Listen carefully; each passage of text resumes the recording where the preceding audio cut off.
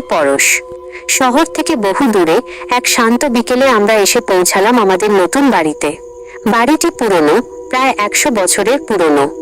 লোকে বলেছিল এই বাড়িতে নাকি অনেক আগে এক ভুতুড়ে ঘটনা ঘটেছিল।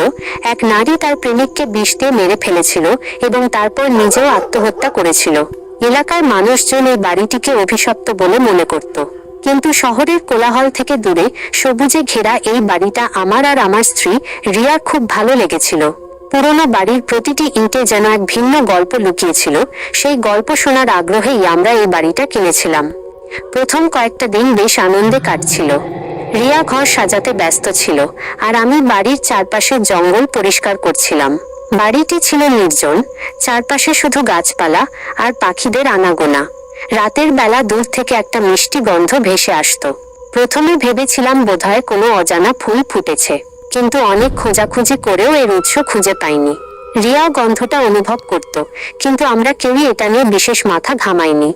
সমস্যা শুরু হলো একদিন ঝুম বৃষ্টির রাতে। আমি আর রিয়া জানলার ধারে বসে বৃষ্টি দেখছিলাম। হঠাৎ সেই মিষ্টি গন্ধটা আরো তীব্র হয়ে উঠল। মনে হচ্ছিল কেউ যেন আমাদের ঘরেই কোনো সুগন্ধি ছড়িয়ে দিয়েছে। আমি অবাক হয়ে রিয়ার দিকে তাকালাম। রিয়া ভয়ে ফিসফিস করে বলল, গন্ধটা খুব চেনা লাগছে, তাই না? আমি কিছু বলার আগেই রিয়া বলল, আমার মনে হচ্ছে এই গন্ধটা অনেকটা বেলি ফুলের মতো। সেই রাতে ঘুম ভেঙে গেল আমার প্রায় মাঝরাতে।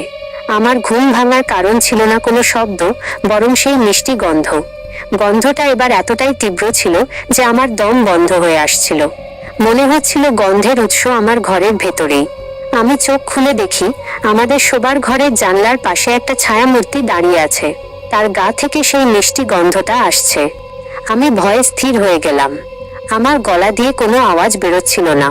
ছায়ামূর্তিটা ধীরে ধীরে আমার দিকে এগিয়ে আসছিল। তার পায়ের কোনো শব্দ হচ্ছিল না। একটা সময় ছায়ামূর্তিটা আমার খুব কাছে এসে দাঁড়াল। রিয়া তখনও ঘুমিয়েছিল। আমি চিৎকার করার চেষ্টা করলাম, কিন্তু কোনো আওয়াজ বের হলো না। ছায়ামূর্তিটা তার শীতল, বরফের মতো ঠান্ডা হাত দিয়ে আমার কপাল ছুঁয়ে দিল।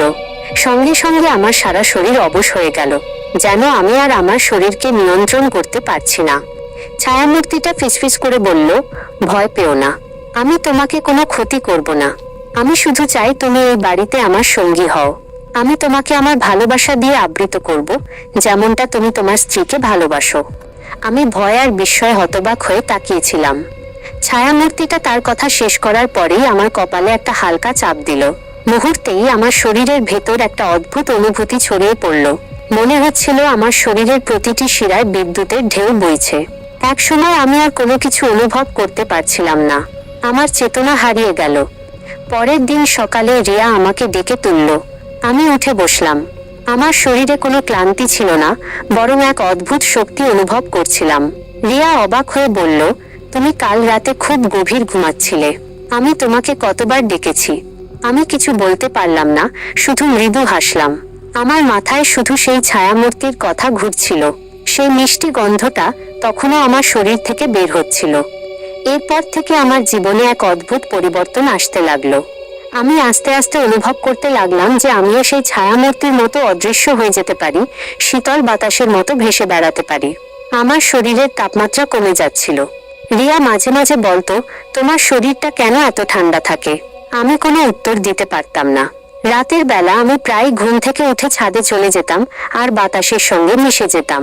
আমি বুঝতে পারছিলাম আমি আর আগের মানুষটি নেই। আমি এই অভিশপ্ত বাড়ির একটা অংশ হয়ে গেছি। এক রাতে যখন আমি অদৃশ্য হয়ে ভেসে বেড়াচ্ছিলাম, তখন হঠাৎ রিয়ার ঘরের দিকে আমার চোখ গেল। রিয়া তখন গভীর ঘুমে মগ্ন। আমি আস্তে আস্তে ঘরের ভেতর প্রবেশ করলাম। সেই মিষ্টি গন্ধটা সারা ঘরে ছড়িয়ে পড়ল। আমি রিয়ার কপালে হাত রাখতেই রিয়া চোখ খুলল। সে ভয় পেল না, বরং তার চোখে এক অদ্ভুত ভালোবাসা দেখতে পেলাম। আমি বললাম, ভয় পেও না, আমি তোমাকে ভালোবাসি। রিয়া হাসি মুখে বলল, আমিও তোমাকে ভালোবাসি। আমি বুঝতে পারলাম সেই ছায়ামূর্তি আমাকে শুধু তার সঙ্গী হতে বলেনি, সে চেয়েছিল আমার মতো একজন সঙ্গীকে যে এই বাড়িতে তার নিঃসঙ্গতা দূর করবে। আজ আমি আর রিয়া দুজনেই এই বাড়ির অংশ। আমরা দুজনেই এখন এই বাড়ির বাতাসে ভেসে বেড়াই। আমাদের শরীরে এখন সেই শীতল স্পর্শ আর মিষ্টি গন্ধ। আমরা এখন আর মানুষ নই, আমরা এই বাড়ির রাতের পরশ। যে গন্ধ একসময় আমাকে ভয় দেখিয়েছিল, সেই গন্ধই এখন আমার আর রিয়ার ভালোবাসার চিহ্ন।